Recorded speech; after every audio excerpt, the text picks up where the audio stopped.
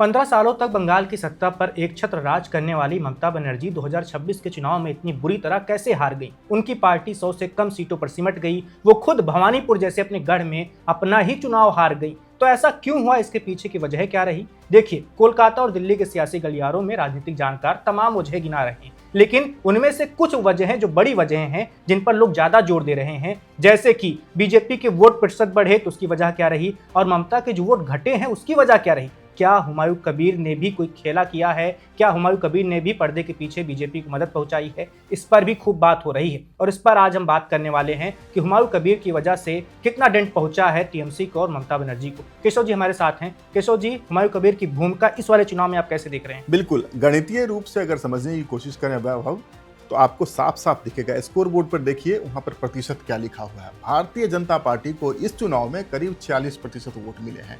पिछले चुनाव में 2021 के विधानसभा चुनाव में उनके वोटों का प्रतिशत था करीब 38.9%, 39% कह सकते हैं। जबकि ममता बनर्जी की पार्टी टीएमसी का वोट परसेंटेज पिछले चुनाव में 2021 में करीब 49% के आसपास था, 48.6% था ममता बनर्जी की पार्टी टीएमसी का।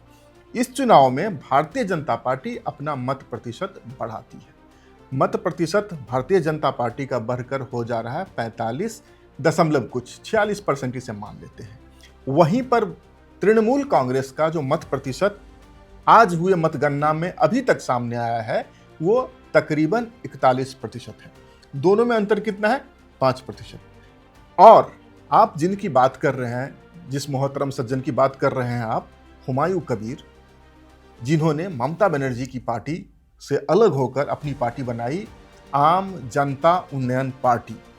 बाबरी वाला कांड लेकर आए थे और उन्होंने कहा कि पश्चिम बंगाल में बाबरी मस्जिद बनाएंगे भारतीय जनता पार्टी, और जो हिंदूवादी ताकतें हैं उससे लोहा लेंगे।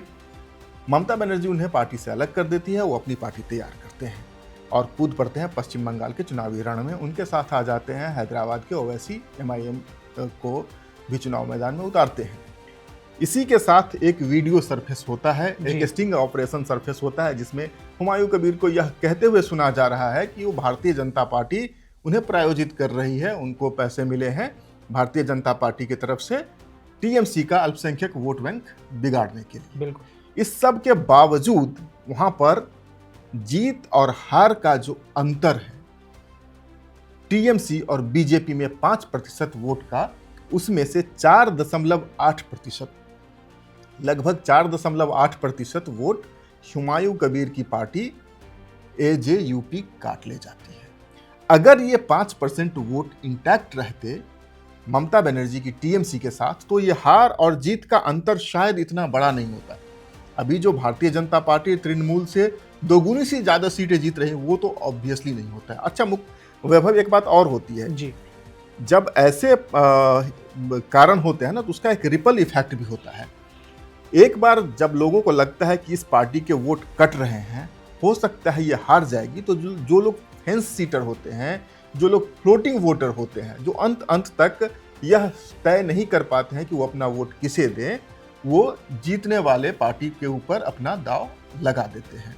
तो 5% का जो अंतर है, उसमें से 4.8% तो स्पष्ट तौर पर हुमायूं कबीर काट रहे हैं, लेकिन 1%, आधा परसेंट ऐसे भी फेंस सीटर होते हैं जो इस वजह से दूसरी तरफ चले जाते हैं। बिल्कुल।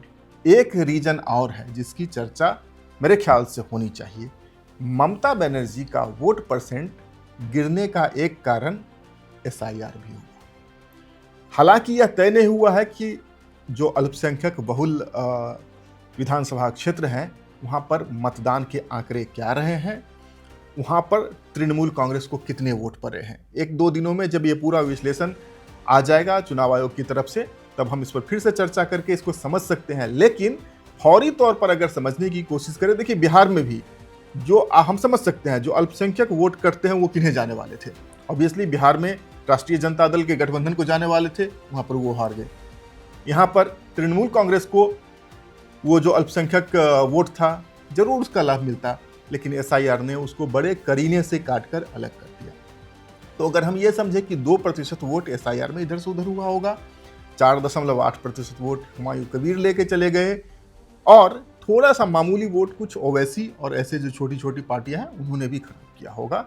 इस वजह से पश्चिम बंगाल का चुनावी फैसला इस तरह का आया है जिसमें टीएमसी एकदम सिमट करके दोहरे अंकों में आ गई है, जबकि भारतीय जनता पार्टी अभूतपूर्व सफलता अर्जित की है और 200 के आंकड़े को पार कर चुकी है पश्चिम बंगाल में।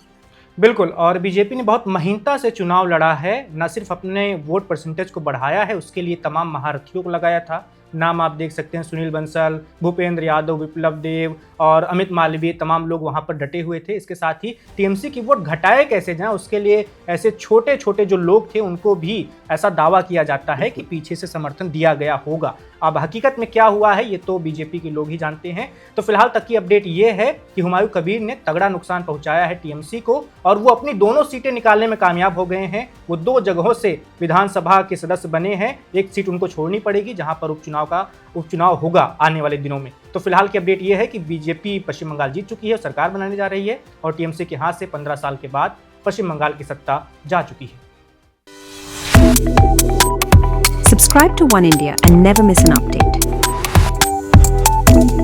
Download the One India app now.